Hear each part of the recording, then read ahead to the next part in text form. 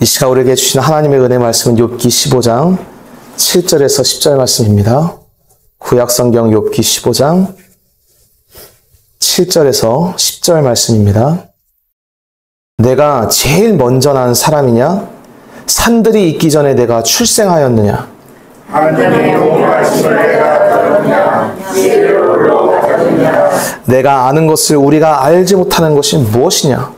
네가 깨달은 것을 우리가 소유하지 못한 것이 무엇이냐? 우리 중에는 머리가 흰 사람도 있고 연로한 사람도 있고 내 아버지보다 나이가 많은 사람도 있느니라. 아멘. 네, 할렐루야. 할렐루야. 다시 한번 우리 세겹절기에 주일 예배에 참여하신 모든 분들 환영하고 축복합니다. 주님이 우리에게 은혜 주시기 위해서 이곳 가운데 불러주셨습니다. 주님은 우리가 찾기도 전에 먼저 주님 은혜를 준비하고 기다리고 계십니다. 그리고 은혜를 우리가 안 구해도 주시는 분이 바로 주님이십니다. 그러나 그 모든 것을 알고 주실 수 있는 그분이 우리에게 한 가지만큼은 꼭 구하라고 말씀하셨어요. 그것이 바로 따라해 봅시다. 하나님의 나라와 의. 하나님의 나라와 의. 큰 소리로 한번 다시 따라해 보겠습니다. 하나님의 나라와 의. 하나님의 나라와 의. 아멘. 주님이 딱 한 가지만큼은 간절히 구해라. 문을 두드려야 된다. 구하고 찾아야 된다. 아멘. 구하는 자가 받는다. 아멘. 찾는 자가 찾을 것이다. 아멘. 문을 두드리는 자는 열릴 것이다. 예수 그리스도를 찾으라는 것입니다. 따라해 봅시다. 무릇 있는 자는 받아서 넉넉하게 되고 없는 자는 있는 것마저 빼앗기리라. 아멘. 우리가 다 예수님에 대해서 알고 있어요. 제가 이제 역사책을 보거나 요즘 이제 저희 자녀 중에 이제 초등학생이 있어가지고 어떤 책을 보여주냐면 하도 빨간 책, 하도 그것도 제가 인정하지 않는 그런 서적들, 제 기준으로 불온 서적이 많으니까 이제 검열을 해가지고 어렸을 때부터 정치관이고 똑바로 심어줘야 되겠다 하는데 그 중에서 역사책을 보면 역사가들이 예수님이 우리를 위해서 죽으셨다는 얘기를 안 하는 역사가는 아무도 없습니다. 그들이 크리스찬은 아니에요. 근데 예수님의 영을 갖고 있는 자가 아닌 거예요. 예수님을 실제로 예수님을 가진 자가 아닌 거예요. 예수님을 가진 자는 말씀을 통해서 예수님이 이런 분이구나 더 풍성해지고, 예수님이 없는 자는 그 있는 것, 들었던 말씀마저 돌밭에 뿌려진 씨앗처럼 마귀에게 빼앗기고 지옥 가는 것이 바로 예수님이 인간을 나누는 심판이십니다. 그러니까 우리가 이 시간 예수님의 말씀이 우리에게 증거될 때 나를 구원하신 분이 얼마나 중요하고 소중한 분인지를 안다. 어마어마하게 복받은 것입니다. 아멘. 그러니까 예수님을 믿는다는 게 단순히 어떤 철학적인 논제나 어떤 명제 같은 것에 내가 지적으로 동의한다. 이건 구원이랑 아무 상관이 없습니다. 실제로 거듭나는 거예요. 예수님이 우리 안에 들어오시는 것입니다. 그분을 거듭났는지 어떻게 하십니까? 저는 조금 보수적인 입장이라 간혹 모르는 경우도 있다지만은 보통 많은 정통한 신학자들은 모르면 거듭난 게 아니다라고 얘기해요. 내가 예수를 믿는지 안 믿는지 모른다. 이분이 내 구원자인지 아닌지 모른다. 그냥 역사가들이 그냥 어떤 역사적 자료로서, 여러분 성경이라는 거는 그냥 객관적인 역사 자료로서도 굉장히 훌륭한 자료입니다. 이런 역사 자료가 없어요. 우리나라 가장 오래된 역사책 중에 삼국사기인가요? 그 책은 그 책에서 기록하는 연대가 자기가 살던 200년, 최소 수백 년 전 일을 기록하고 있어요. 내가 역사를 기록한다부터 지금부터 역사를 기록하는데 200년 전이 언제입니까? 조선시대입니까? 제가 그때 일을 기록한다고 해봅시오. 물론 자료를 찾고 뭐 이렇게 하겠죠. 근데 후대, 1000년 후, 2000년 후, 서찬원 자가 역사를 썼는데 자기가 200년 전 역사를 이렇게 썼다더라. 물론 자료가 없으면 그거라도 믿어야 되겠지만은, 여러분 성경은 예수님을 본 자들이 기록한 거예요. 예수님을 보고 직접 빨리 몇 년에 기록된 책이 성경입니다. 인류 역사상 이런 역사 기록은 없어요. 어마어마한 신빙성을 가진 책이 성경입니다. 그럼 이거를 객관적으로 믿고 따르면 구원을 받느냐? 못 받습니다. 구원은 예수님을 만나야 되는 거예요. 예수님을 영접해야 되는 거예요. 그분을 만나면 변화가 됩니다. 다윗이 이스라엘의 초대왕이라고 좀 그렇고 두 번째 왕이었어요. 첫째 왕이 사울이라는 왕이 있었어요. 그래서 그 왕이 정략적으로 다윗을 자기 이제 딸이랑 이렇게 결혼을 시켜요. 그 딸 이름이 아짜가 아니고 미갈이라는 여자가 있습니다. 네. 그 둘의 관계가 좀 복잡한데 다윗이 이제 법궤를 갖고 오면서 너무 기뻐가지고 이렇게 춤을 추다가 말하자면 바지가 벗겨져요. 좀 적나라하게 표현하면 팬티가 드러납니다. 그냥 쪽팔림을 당한 거죠, 왕이. 법궤가 돌아오는 것 때문에 기뻐하면서 춤추다가 수치를 당하는 그 꼬라지를 보고 미갈이 왕에게 추택을 했다고, 채통 지키지 못했다고 한마디 하니까 성경에 짧게 뭐라고 기록되어 있느냐. 그 여자가 그 이후로 임신을 못하게 됩니다. 예수님이 하나님의 임재를, 인간과 멀어졌던 하나님의 인간의 관계를 회복시키기 위해 다시 법궤를 갖고 오기 위해서 우리를 위해서 수치를 당하시는데, 그것 때문에 기뻐가지고 자기는 수치당하지만 자신의 수치를 잊어버릴 정도로 주님이 기뻐하면서 십자가에 달리시는데, 그거를 보고 비웃는 자는 자신을 못 낳는다, 생명을 못 얻는다, 구원 못 얻는다는 얘기를 하고 있는 거예요. 성경은 애 못 낳네, 내가 결혼했는데 요즘은 뭐 무장한 사람들 많죠. 무정작정도 있고 그냥 결혼이 안 돼, 뭐 스트레스 때문에 호르몬이 어떻고 자시고 정자수가 감소되고 뭐 여러 가지 이유가 있습니다. 성경은 그런 표면을 얘기하는 게 아니에요. 하나님은 우리를 구원하러 오실 때 그 기쁨이 있었습니다. 왜? 본인이 우리를 사랑하니까 우리가 지옥에 가는 거를 그분이 원치 않는 거예요. 근데 지옥에 안 보낼 수가 없어요. 왜? 하나님이 공의로우신 분이기 때문에.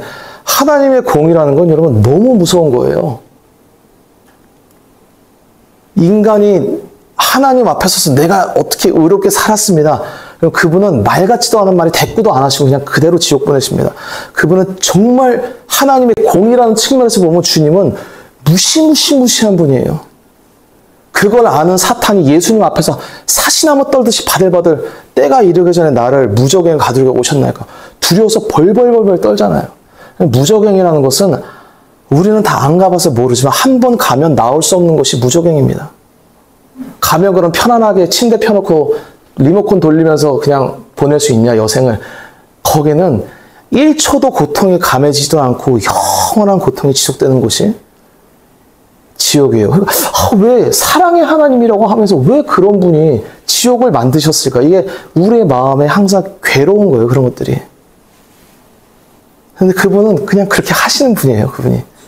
무서운 분입니다. 공의만 봤을 때. 근데 그 공의를 갖고 있는 분이 또 하나의 참 우리로서는 너무 감사한 속성이 있는데 사랑의 속성을 갖고 계신 거예요, 이분이. 그리고 우리를 만드시고 사랑하시기로 스스로 작정하셨습니다. 그래서 우리가 자유의지를 가지고 스스로 범죄했는데 우리 중에 일부를 구원하시기로 작정하시고 찾아오신 거예요. 그래서 지금 예수님이 우리를 만나주셔서 이곳에 우리가 있는 것입니다. 그러니까 주님을 믿는다는 것은 너무 큰 감사한 일이에요. 진짜 죽을 뻔, 영원한 대재앙을 받을 뻔하다가 살아난 것이 바로 예수님 믿는 것입니다. 생각하면 생각할수록 이거보다 더 소중한 일이 세상에 사실 없어요. 인생 살면서 많은 어떤 경험들을 하지만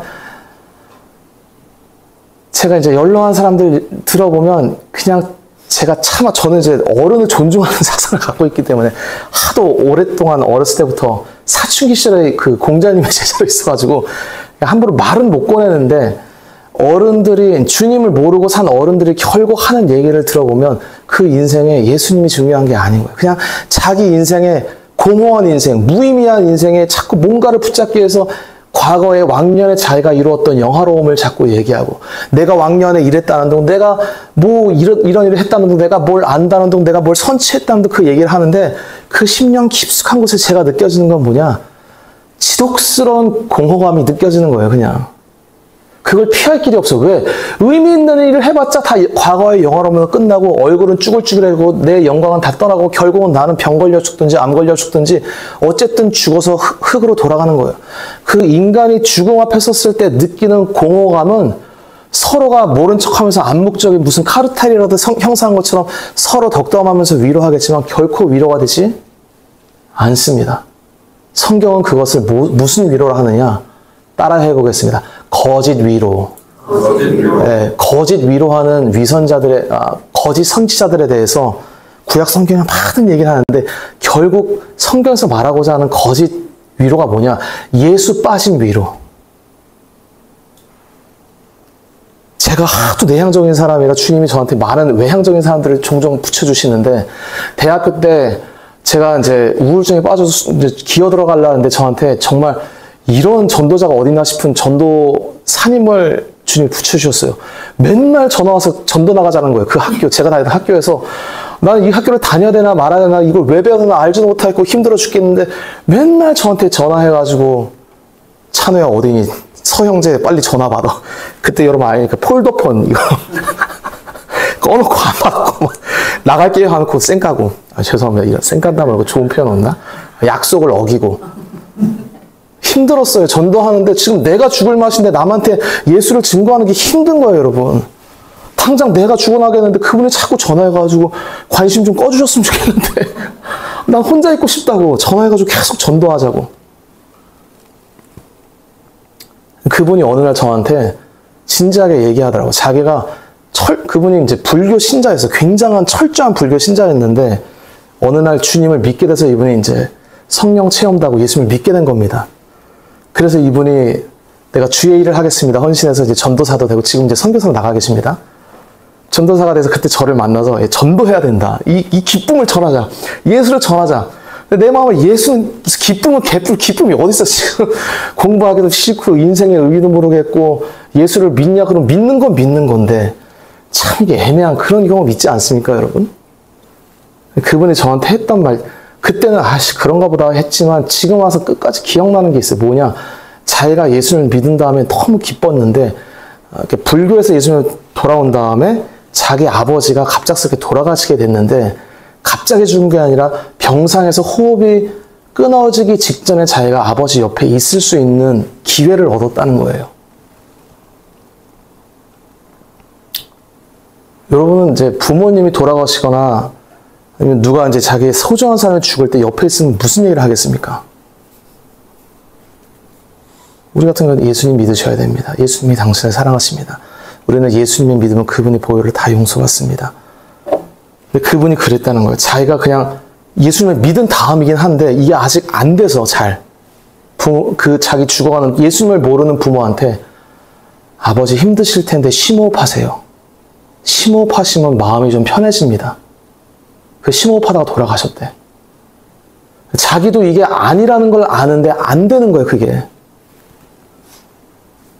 그 사건이 자기 아버지에게 자기가 나는 마음에 예수 믿어 구원받는다는 걸 아는데 자기 죽어가는 아버지 앞에서 심호흡하세요. 심호흡하시면 마음이 편해집니다라는 얘기를 하고 아버지를 죽인 자신의 사무치는 그 죄책감이 자기를 전도자로 내몰았다고 얘기를 하더라고요. 서영재가 볼 때는 지금 내가 이상할지 모르겠지만 그 자기 인생을 얘기하더라고요. 자기의 아버지를 자기가 살릴 수 있는 마지막 그 기회에 예수를 증거하지 못하고 지옥에 보냈다는 그 통렬한 그 괴로움에 결국 그렇게 죽기 살기로 복음 전하. 저는 결국은 그거 죽든지 말든지 상관없어요. 결국 도망했습니다. 저는 20대 때 싫었어요. 저는 그런 얘기 듣고 싶지도 않았고 뭐 예수 알아서 믿는 거지 못 믿고 죽었으면 그냥 원래 죽기로 작정된 사람이었겠지. 귀 맞고 저는 도망갔어요. 결국 그분에게서 저는 도망갔습니다. 그 이후로도 한 1, 2년 더 저를 추적해서 따라다니면서 어떻게 보면 좀 감사해요. 예수님을 우리가 믿는 지금 과정 가운데 우리는 있는 것입니다. 우리가 다 자고할 수 없어요. 저도 부족함이 많고 우리는 다 부족함이 많아요. 이게 절대 진리라는 걸 알지만 확 얘기했을 때 예수님이 너의 생명보다 중요한 분이냐라고 얘기했을 때 우리 선뜻 그렇게 대답 안 나옵니다. 저도 두려울 때가 많아요. 왜? 나도 내가 하는 꼬라지를 보고 내가 목사라고 하면서도 때로는 세상이 두렵고 때로는 돈이 두렵고 때로는 5만 가지 내 미래에 대한 이게 저희 MBTI 성격 때문인지 모르겠어요. 나는 자꾸 MBTI 운운하는데 저는 남들이 고민 안 해도 될 거를 100가지, 200가지씩 고민이 돼요. 그냥 자동적으로. 그 아내가 툭툭 치면서 가서 좀 걷고 오라고. 걸으면서 예수님을 찾으라고 목사가 지금 뭐하고 있냐고 자꾸. 여기 없으니까.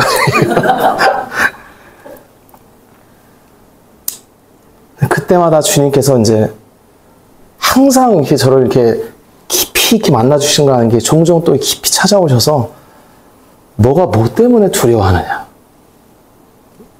여러 가지 또 말씀을 제 마음 가운데 감동하실 때가 있습니다. 그럼 또 저는 제가 믿음이 없었습니다. 주님. 제가 믿음이 없는 자입니다. 제가 주님이 안 보이는 자입니다. 그러니까 늘 회개하면서 사는 게 여러분이 궁금해하시는 저희 일주일간의 삶입니다. 물론 안 궁금해하실 수도 있겠지만 네. 그래서 우리는 다 주님 앞에 설 때 다 내가 믿음이 없습니다 이러고 쓰는 거지.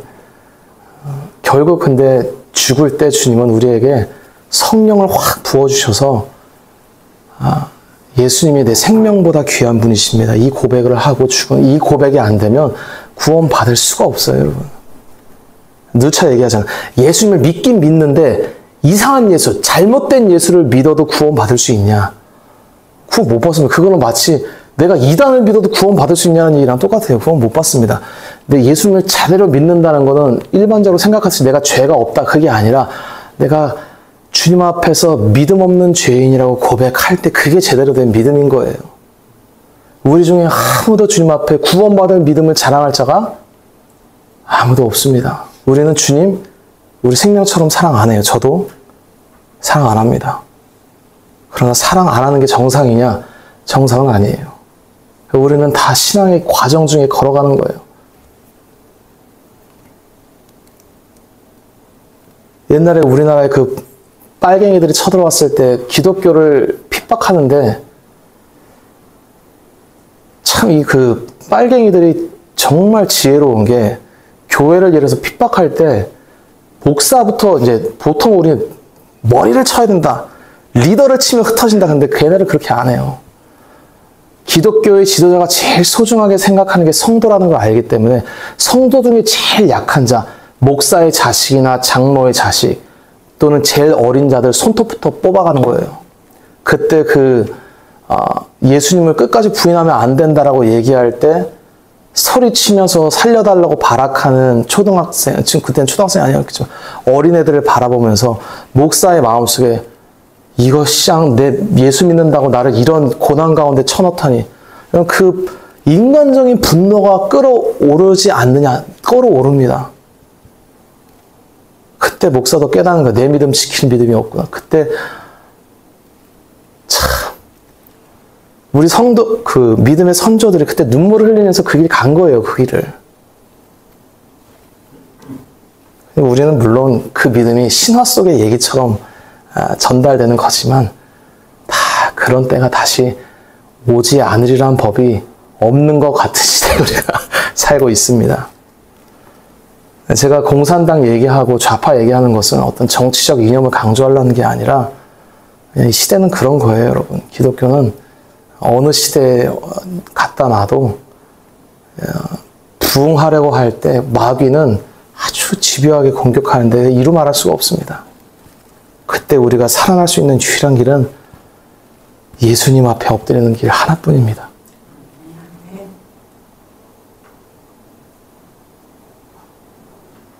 왜 욥기 펴놓고 딴 얘기 하느냐? 다 연결이 되는 얘기인 줄로 그냥 아멘으로 받으시기 바랍니다. 욥이 이제 친구들이랑 2라운드를 펼쳐요. 욥의 세 친구 이름 한번 외워보겠습니다. 엘리바스, 빌닷, 소발. 이 사람들은 한 번씩 이렇게 부닥쳐요. 팡팡팡. 근데 그 세 명이서 얘기하는 포인트가 조금씩은 다르지만 결국은 네가 죄가 있다 이 얘기하려고 얘기하는 겁니다. 세 명이랑 1라운드씩 다 붙고 한 번씩 붙고 2라운드가 시작됐어요. 다시 엘리바스가 얘기합니다. 욥에게. 그게 15장부터 시작됩니다. 얘기하는데 결국 무슨 얘기 하느냐? 욥아, 너 건방 떨지 마, 이 자식아. 이 얘기하는 겁니다. 왜 이 얘기를 하냐? 말을 해도 안 들으니까 뭘로 찍어 누르냐? 나이로 지금 찍어 누르는 거예요. 네가 제일 먼저 난 사람이야. 이게 뭐냐? 네가 연장자냐? 이 얘기예요. 야, 그러니까 아마 이걸로 추측해 봤을 때 욥의 친구들이, 그러니까 우리처럼 우리는 몇 년생이다, 90년생이다, 80년생 뭐 이런 얘기를 하는데, 이때 당시는 아마 좀 나이 또래가, 저도 이제 조선시대 때 위아래로 10살은 친구다 뭐 이런 얘기를 제가 들었어요. 그러니까 이때도 아마 나이 갭, 실제적인 연수는 차이는 좀 있어도 욥의 덕망과 어떤 사회적 지위 때문에 그 위아래로 이렇게 친구 관계가 좀 넓었던 것 같습니다. 근데 이 욥을 위로하러 왔던 세 친구 중에서 나이가 욥보다 좀 많은 친구라기보다도 동료들 있었던 거예요. 욥이 계속 아니야, 난 죄 없어. 그래, 니들 말 알겠는데 난 죄가 없어. 난 죄 없어, 죄 없어, 죄 없어 이러니까 엘리바스가 뿔따고가 난 거예요. 야, 이 자식아, 이 새끼 교만 떨고 앉아있네. 야, 니가 제일 먼저 난 사람이야. 니가 연장자야. 이 얘기하는 거예요. 뭐냐? 나이도 어린 놈이 어른이 얘기하면 들어, 이 자식아. 이 얘기를 하고 있는 것입니다. 심지어 산들이 있기 전에 네가 출생해야 했냐? 야, 네가 우리 조상보다 먼저 태어났어? 네가 그러면 인간 중에 제일 먼저 태어났어? 이런 얘기를 하고 있는 거예요. 하나님의 오묘하심을 네가 들었냐? 지혜로 홀려가냐? 갈 때까지 가자라는 거죠. 네가 뭘 얼마큼 안다고? 네가 아는 건 나도 다 알아. 이 얘기를 하면서 욥을 지금 찍어 누르고 있습니다. 이게 왜 이런 얘기를 하느냐? 여러분, 욥이 이제 나이가 어려서 지금 제 친구들과 관계에서 서열 따지는 거, 우리나라도 요즘 서열 따지는 문제가 있는지 모르겠지만 제가 어른들 가끔 싸우는 거 들을 때 너 몇 살이야, 몇 년생이야? 이런 얘기 하는 거 가끔 들었습니다. 지금 여기는 없으니까 우리 교회 가끔 새로 오신 분들 올 때 그 기싸움 하다가 몇 년생이냐고 싸우시는 분들이 있는데 여러분 그러지 마십시오. 교회에서 그런 서열로 그런 거 따지는 거 아닙니다. 근데 다만 일반 사회에서는 나이 갖고 싸울 수가 있잖아요. 니 몇 살이야 임마. 내가 너보다 다 밥을 먹어도 몇 개나 다 먹었어. 이게 내 말 들어라 하는 어떤 근거가 될 수 있는 거예요. 그러니까 예수님이 이 땅에 오셨을 때 사역을 하시는데 약 30세쯤 시작합니다. 그때 당시 유대교 지도자쯤 되려면 적어도 40, 50쯤 됐었어야 됐어요. 다시 말하면 예수님은 종교 지도자를 하기에, 요즘 말로 하면 목사하기에 나이가 젊었다 늙었다. 젊은 거예요. 그게 예수님의 핸디캡이 됐던 것입니다. 예수님이 이제 막 얘기를 하시는데 사람들이 몰려와요. 예수님 얘기를 듣는 거예요. 근데 나이 많은, 나이 지긋한, 여기 10절에 말한 머리가 흰 자도 있고 연로한 사람도 있고 네 애비보다, 네 애비 목수 요셉, 야, 네 애비보다 나이 많은 사람이 우리 중에 있다라고 유대교 지도자들이 예수님을 거부했던 것입니다. 왜? 예수님의 가르침이 자기는 나는 죄가 없는 메시아, 나를 믿는 자가 구원받는다는 얘기를 하고 계시는 거예요. 예수님이. 유대교가 이걸 못 받아들이는 것입니다. 왜? 유대교는 구원받으려면 어떻게 해야 됩니까? 뭘 잘 지켜야 돼요?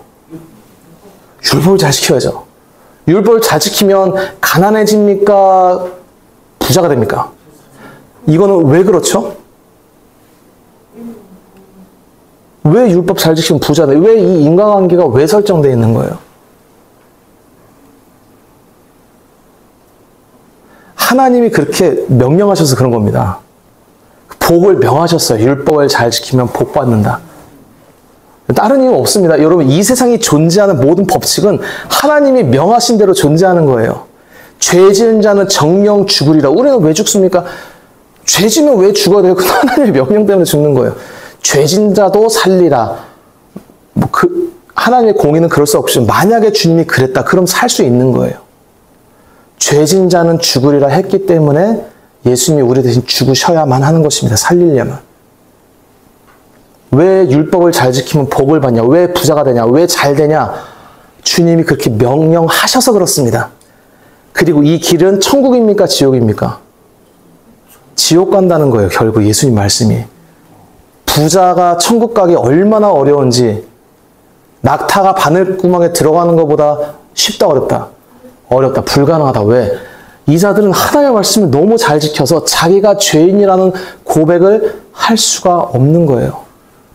죄를 짓고 가난에 취하고 돼지우리에 처박혀보고 인생 막장을 경험해보고 자기 머리 쥐어뜯어보고 원형 탈모 걸려보고 빚쟁이에 쫓겨보고 도박하다가 슬리퍼 신고 도망가보고 바람 피다가 걸려가지고 난간에 매달릴 때 떨어지는 경험을 해보지 않으니까 자기가 죄인이라는 걸 고백할 수가 없는 거야, 이들은. 사람이 볼 땐 이 길이 옳은 길인데 그 길은 죽는다, 이 말입니다. 왜? 하나님이 율법을 주신 목적은 성경에 정확히 기록되어 있어요. 왜 준다고? 정확합니다. 박수 한번 치겠습니다. 야, 할렐루야. 야, 내가 늘 그 박인덕 권사한테 거 쓸데없는 공부 좀 하라고 했는데 거짓거든. 여러분, 구약을 왜 줬냐? 이거 지켜서 영생이라 못해요, 여러분. 구약 준 목적은 사도 바울이 정확히 얘기합니다. 우리가 죄인인 거를 알라고. 유대인들은 이거를 보고 잘 지켜야 되겠네. 신명기에 복과 저주를 쫙 나눠주면서 내 말 잘 지키고 순종하는 자는 머리 되고 꼬리 되지 않는다. 위에만 있고 아래 있지 않는다. 부자 되고 가난하지 않는다. 집에 있는 뭐까지 복받는다. 그 반죽 그릇까지 복받는다. 할렐루야. 이런 땡 잡는 게 어디 있습니까, 여러분? 내가 신경 쓸 거는 하나님 말씀 잘 지키냐 안 지키냐만 신경 쓰면 나머지 복은 다발로 뭉텅이로 따라오는 거예요. 전부 그 길로 따라가다가 지옥 간다는 겁니다. 예수님 말씀이. 왜? 율법을 주신 뭐 그러니까 여러분 하나님이란 분이 얼마나 고약합니까? 인간적으로 볼 때. 처음부터 그냥 안 된다고 얘기하든가. 지켜봐 안 될 거야. 모세가 율법 줄 때 뭐라고 얘기합니까? 이거 너희 입술에 있어. 아주 쉬운 거예요. 지키기 쉬워. 살인하지 마. 이랬더니 이스라엘 백성 수백만 명들이 다 지금 사리로 부글부글 끓고 있어. 다 옆집 사람한테 칼 들고 찾아가서 죽일 기세에 있어. 전부 다 수백 명이. 살인하지 말라 그랬더니 어떻게 그렇게 어려운 명령을 주냐고. 살인하지 않는 게 이게 말이 되냐. 살다 보면 두세 명씩 죽일 수도 있는 거지. 이렇게 어려운 명령을 주면 어떻게 합니까? 이런 사람 하나도 없습니다. 살인하지 마? 그렇게 어려워, 그게. 안 죽이면 되지, 뭐. 그냥 주먹 다짐만 하다 끝내지, 그냥 너 일로 와. 한 다음에 그냥 우리 그냥 그 손에 무기 들지 않고 싸우자. 저 패다가 죽기 직전까지만 따놓으면 나 살인한 거 아니다. 이거 어렵겠어요? 율법을 지키는 게 하나님의 영을 받지 않은 사람이 볼 때는 쉽습니까? 어렵습니까? 쉬운 거예요, 여러분. 여기 다 살인자 앉아있는 거 아니죠, 지금? 가능하신 분, 손대 마음속으로만. 살인하신 분, 부모를 패역부도한다, 패륜하다. 나는 부모 물 갖다 주면서 청산가리 탔다. 이런 분 없을 거예요. 우리 마음속으로 부모 잘 되길 원하고, 살인 안 하고, 간음 안 하고, 거짓말 안 하려고 우리가 얼마나 노력해요. 우리 그러니까 그 정치인들 보면서 이 거짓말 새끼들, 이거 입만 열면 거짓말이네. 왜 우리가 그런 욕을 합니까? 우리는 거짓말 잘 안 하는 거예요. 그러니까 우리가 율법을 볼 때 지키기 쉽다. 이거는 여러분, 주님을 못 만난 자입니다. 예수님이 얘기하잖아요. 형제를 미워한 자는 살인자다. 주님이 사도신경, 제가 좋아하는 사도신경, 산자와 죽은 자를 심판할 유일한 최종 심판자께서 무슨 말 하시냐? 너 형제라는 거 남자만 말하는 거 아닙니다. 미워한 적 있냐? 넌 살인자야. 살인자는 성경에 계속 나옵니다. 구원 받는다, 못 받는다. 못 받아요, 여러분. 살인자. 도둑질한 자 구원 못 받습니다. 왜? 결국 그 얘기가 예수님을 안 믿는다는 얘기예요. 우리는 하나님의 율법이 뭘 의미하는지 예수님께서 입법, 행정, 사법 3권을 다 갖고 계신 그분이 율법을 해석해서 우리한테 내려주실 때 그분의 말씀 앞에서 누구도 죄인이 아닌 상태로 설 수 있는 자가 없는 것입니다. 예수님이 오셔서 그래서 무슨 얘기하냐. 율법 잘 지켜라. 너는 이미 구약 성경 갖고 그때 시작은 없었으니까. 구약 성경 있지 않냐. 잘 지키면 구원 받는다. 그렇게 얘기는 하셨어요. 내가 어떻게 해야 구원 받습니까? 뭐라고 쓰여 있냐.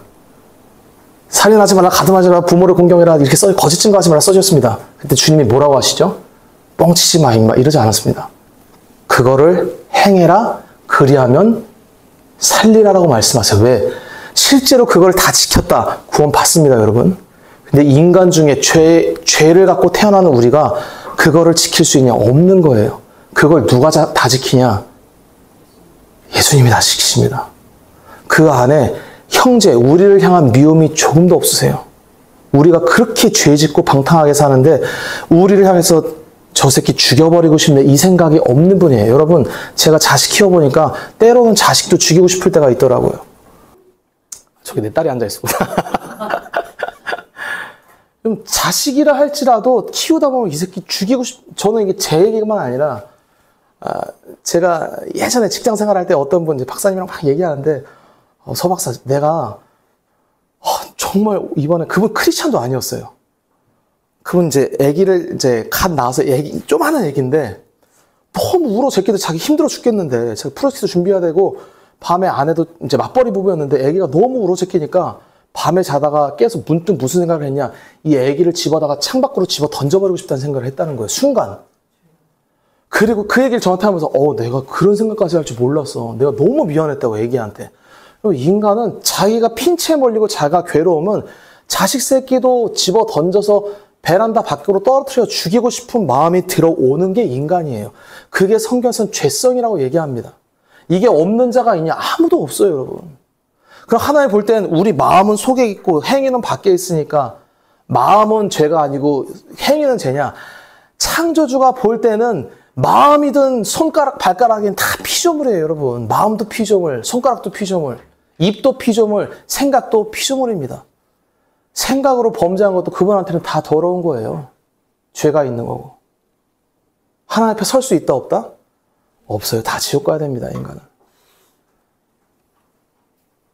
예수님이 오셔서 무슨 얘기하냐? 나를 믿어라. 나 믿는 자 모든 죄를 사해 주겠다. 여러분, 이거 어마어마한 거래 아닙니까? 마치 이런 얘기가 명품, 이런 미술품에 관심이 있는지 모르겠어요. 유럽에서 이제 아니면 미국 부자들은 보통 자산을 뭐라 그래야 돼? 갑자기 그 용어가 생각 안 납니다. 저장하는 수단으로 현찰도 있고 부동산도 있고 여러 가지가 있는데 고가의 미술품이 그들의 그 재산을 축적하는 방법 중에 하나예요. 그거는 부자들의 세계에서 비싼 거는 수십억, 어떤 거는 간혹 수백억에 이르는 그런 예술품도 있습니다. 갑자기 그게 누가 저한테 나를 믿으면 내가 공짜로 줄게. 여러분, 저는 가서 3,000배라도 할 거예요. 수백억에 팔리는 거 준다면. 예수님이 오셔서 무슨 얘기를 하느냐? 나를 믿으면 너희들이 모든 죄가 사함받고 영생을 선물 받는다. 죽어도 다시 살아난다. 잘 모르는 무식한 햇병아리 같은 그 당시 세리들, 창녀들이나 믿고 앉아있는 거지, 유대교 정통 종교 지도자들은 전부 반발하는 거예요. 왜? 야, 이 어린 놈이 젊은 사람 혹세무민 해가지고 지금 사기 쳐먹고 있구나. 예수님이 정확히 그 시대에 그렇게 취급받았던 것입니다. 그럼 진리를 아는 거는 나이로 되지가 않아요. 나이가 많으면 자동적으로 진리에 대한 지식이 쌓이냐? 내가 목사니까 자동적으로 주님이 알아지더냐? 천만의 말씀입니다. 직분 상관없어요. 나이 상관없습니다. 90 먹은 할아버지도 예수님을 모르는 자는 얘기 나눠보면 어떤 예수님을 일찍 만난 초등학생보다 못한 믿음을 갖고 있는 80, 90 먹은 할아버지도 있어요. 왜? 영적 지식은 나이로 되는 것이 아닙니다. 나이가 서열인 게 아니에요. 영적 지식은 영 안에 따로가 있어요. 예수님이 12제자를 부르실 때 다 자기 나이 또래 젊은 사람들이었어요. 심지어 못 배운 사람들. 상관없어요. 왜? 예수를 아느냐 모르느냐가 초대교회가 서느냐 못 서느냐, 교회가 시작되냐 안 시작되느냐의 가장 중요한 기준이 뭐냐? 예수님을 아냐 모르냐에 있는 거예요. 그래서 12명을 불러서 무슨 일을 했냐? 넌 나 떠나지 마. 24시간 붙어 있어. 내 표정, 내 말, 내 제스처, 내 뉘앙스 전부 보고 기억하고 있어라. 보여준 거예요. 보여준 거. 가나다라 안 가르쳤습니다. 늘 얘기했잖아요. 베드로 무식했습니다. 베드로 전후서 본문 비평하는 헬라어 신학자들이 얼마나 오류가 많은지, 이걸 성경이라고 불러야 되는지 그 길로 연구하다가 믿음 버리고 하나님 버린 사람도 여러분 있습니다. 너무 오류가 많으니까 이거 뭐야 이거 성경이라는데 문법적 오류도 많고 이런 무식한 2000년 전 뱃사람한테 내가 지금 하나님의 말씀이라고 배워야 되냐 이런 회의가 드는 거예요. 유럽의 그 천재들만 모인다는 그 신학교에서 최우수 졸업을 하고 본문 비평을 막 하는 사람들이 내리는 결론이 결국 예수 못 믿겠다는 겁니다. 여러분 그러니까 예수를 믿는 거는 공부를 많이 했냐, 내가 나이가 많냐 전혀 상관없습니다. 우리는 예수님을 만난 경험, 내가 예수님 앞에서 내가 죄를 깨달았던 그 경험, 내가 얼마나 주님 앞에서 죽어야 될 죄인인지를 애통하며 가슴을 찢은 그 경험이 우리의 영적 나이를 성숙시키는 거예요. 히브리서 5장 11절 같이 한번 읽어보겠습니다. 시작. 때가 오래되었으므로 너희가 마땅히 선생이 되었을 터인데 너희가 다시 하나님의 말씀의 초보에 대하여 누구에게서 가르침을 받아야 할 처지이니 단단한 음식은 못 먹고 젖이나 먹어야 할 자가 되었도다. 아멘. 이거 히브리서는 좀 어려운 서신인데 오래되어도 젖을 먹고 단단한 음식, 오래되면 사실은 이실직고를 해야 되나? 나이가 많은데 분유 좋아하시는 분들이 있지만 그건 상관없습니다. 제가 누구 얘기하는지 모르겠는데 분유는 맛있으니까 그렇다고 이제 단단한 음식을 못 먹는 건 아니고, 그러니까 나이가 들면 우리가 그렇다고 엄마 쭈쭈 달라고 하는데 예를 들어 중학생이 됐어. 엄마 쭈쭈 주세요. 이건 무슨 소름 끼칠 일이야. 있을 수가 없는 일이잖아요. 적당한 사람이 없네. 하여튼 우리 아들이 이제 이제 초등학생이고 이제 좀 있으면 이제 중학생이 되는데 갑자기 제 아내한테 오더니 엄마 쭈쭈가 너무 그리워요. 쭈쭈 좀 먹게 해주세요. 이거 그냥 비 오는 날 먼지 났으면 아주 정신 차리게 해야지. 이거 미친 거예요, 여러분. 근데 그 미친 상황이 교회에서 벌어지고 있다 이 말입니다. 제가 목사 되고 나서 늘 제가 왜 일주일 동안 주님 앞에 회개하면서 하냐? 제가 회개해야 될 자니까, 주님을 모르는 자니까. 제가 이 나이, 저 모태 신앙입니다. 정확히 말하면 거의 교회에 빠진 적이 없어요. 40년 넘게 신앙생활을 했다고 볼 수 있는데 주님을 모르겠는 거라. 그분이 나를 왜 죽었다는데 그 주구장창 수십 년 들어왔는데 그 감격이 없고 그 은혜에 대한 목마름도 없고 애통함도 없고 가슴을 찢는 회개도 없고, 또 교회에서 가슴 찢으면 또 그거를 뭐 미갈처럼 정죄하는 자들도 있고, 그러니까 이런 눈치도 보고, 제가 이런 것들을 생각할 때마다 애통한 마음이 밀려오고 괴로운 마음이 밀려오는 겁니다, 목사로서. 그럼 우리 교회는 참 그래도 감사한 게 예수님께서 우리 가운데 날마다 예수님이 어떠한 분인지 가르쳐 주시잖아요. 내가 너를 위해 죽었다. 나를 찾아라. 나를 찾는 자가 발견하게 된다. 얼마나 사람들이 주님을 안 찾으면 구약에는 지혜를 얻으라. 지혜가 최고다. 그 지혜가 무슨 헬라 철학자들이 알고 있는 그 궤변 같은 지혜를 말하는 거겠습니까? 예수님 찾으란 말이에요. 그분이 지혜다. 어떤 사람 또 사랑하니까 사랑하면 예수 믿는 거구나. 이번 주 제가 나 혼자 산다는 프로그램 아시는지 모르겠는데 한번 보시겠습니다. 뭐가 어떻게 돼요? 이름 써서 부처님 미륵 부처님 앞에 붙이는 거. 아멘. 미륵 부처님 붙여야지. 소원 성취. 고사님 스판 같고, 우리 고사님 스판 같고. 내가 하나 써줄게. 네. 몇 살이세요, 소장님? 저 김기범이요. 김기범. 91년생이요. 양띠네? 네, 양띠예요. 양띠 착하시네. 그리고 저기 미륵 부처님 앞에 가면 라이터가 있어요. 네. 거기서 켜시면 돼요. 이게 한 8, 9일 타나 그랬을걸요? 오래 타. 네. 저 교회 다니는데 상관없겠죠? 아이고, 교회나 사랑이고 불교는 잘 돼. 그렇죠. 여기는 자리지. 그럼. 가는 길은 한 길이야. 이 정도 박수. 와, 할렐루야. 아유, 너무 좋은 말씀. 이 종교 통합을 이루셨어요. 얘기하는 게 결국 한 길이라는 거예요, 여러분.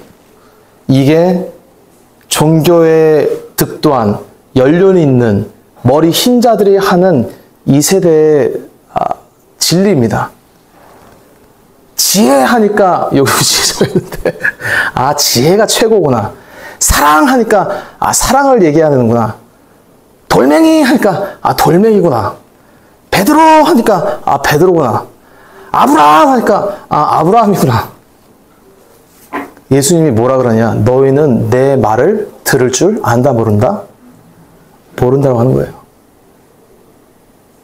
사랑이란, 성경에서 말하는 사랑은 우리가 알고 있는 어떤 추상적인 사랑, 사랑 실천을 이거 얘기하는 게 아니라 예수님을 말하기 위해 그냥 사용하고 있는 인간이 쓰는 그냥 보잘것없는 단어 중에 하나예요. 아무것도 아니에요. 사랑이라는 단어는. 우리가 사랑하는, 사랑 실천하는 것도 아무것도 아니에요. 그것도. 자비? 성경에 주의 자비가 내려와. 예수님이 이 땅에 내려와셨다는 걸 얘기하기 위해서 하는 겁니다. 그러니까 성경의 모든 추상적인 단어는 추상적인 게 아니에요. 실체를 지향하고 있는데 그 실체가 누구냐?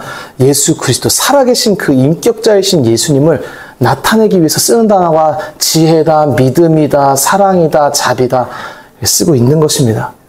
물론 이들이 얘기하면 저한테 이러겠죠. 야, 네 나이 몇 먹었냐? 너 목사 몇 년 했냐? 저 2년 했습니다. 이제 곧 3년 됩니다. 바보 같은 자식. 아무것도 모르니까 서목사니까 이런 얘기 하는 거예요. 세상에 나가면. 알아서 들으십시오, 여러분. 저는 주님 앞에서 여러분이 구원 받을 수 있는 지식을 제가 아는 모든 수준에서 최선을 다해서 증거했습니다. 들을 자는 듣고 말 자는 말 것이요. 듣든지 아니 듣든지. 예수님은 우리 인생에서 제일 소중한 분이세요. 아멘. 그분은 우리 인생이랑 얘기하실 때 창세부터 지금까지 인간의 모든 거를 다 봐오신 분이 예수님이십니다. 나는 인생 2회차다 하시는 분 한번 손 들어보십시오. 인생 2회차. 인생 2회차란 말 모르시나? 이게 이제 불교 용어인데 이게 전생을 해서 다시 사는 거예요. 2회차. 어떤 초등학생이 이제 늦둥이였는데 자기 집에 누나가 연애를 하다가 이제 시전에 빠져가지고 막 우니까 그 초등학생이 누나 보더니 탁 두들기면서 인생 원래 그런 거라고.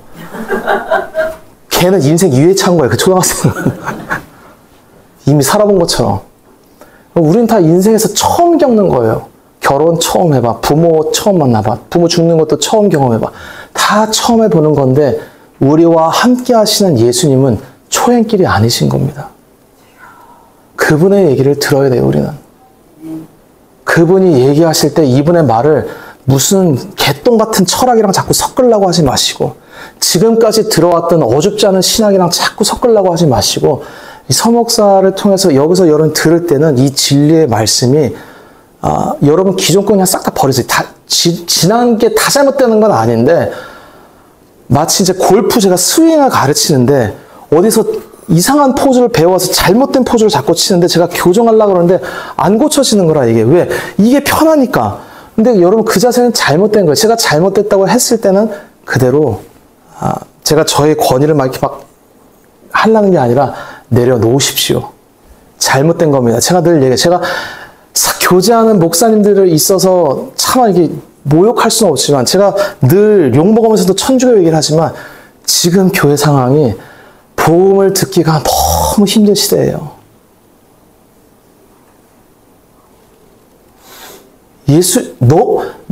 너가 만난 예수님을 말해봐라. 예수님이 너에게 어떤 존재냐?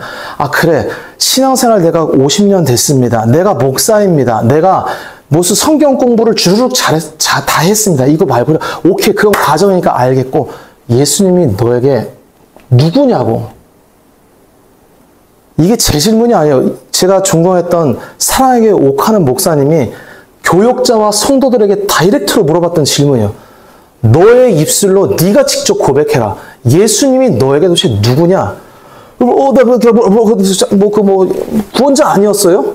아니, 구원자 아니었어요라는 얘기가 왜 나옵니까? 도대체 교역자의 입술. 이게 그 당시에도 교역자의 실태였던 거예요. 우리는 여기서 만족할 수 없습니다. 예수님은 그러니까 나의 지위 여호와, 내가 목사니까 구원받아. 제가 늘 얘기해요. 나 목사니까 주님이 목사 왔구나. 안 반겨주세요. 그분은 정확하게 물어보십니다. 베드로에게 물어봤던 것처럼. 너 나를 누구라고 하느냐? 나는 너에게 누구냐? 그 질문에서 주가 그리스도십니다. 그리고 그 의미를 정말 알고 그렇게 그분을 믿지 않는 자는 못 받습니다. 천주교도 예수님 그리스도라 그래요. 잘못 믿고 있는 거예요. 지금 제가 이 가수 누군지 모릅니다. 제가 왜 가수까냐, 이 김경호 가수 누군지 모르지만 TV 보다가 우연히 나와서 얘기하는데, 기독교는 사랑이고 부처님은 자비고 결국 가는 길은 하나다. 할렐루야. 이제는 우리 주 예수 그리스도의 은혜와 이렇게 가는 거예요, 교회들이. 아니에요, 여러분. 우리 기독교 신앙은 예수님이라고 하는 살아계신 그분과 교제하는 거예요. 그분 앞에 엎드리는 거고, 그분 앞에 내가 죄인이라는 걸 자백하는 거고, 그분이 나를 만나주시는 것이 유일하게 구원하는 참 신앙입니다. 그 주님을 깊이 만나시고 간절히 찾으시고 예수님으로 기뻐하는 저와 여러분 되시길 축복합니다.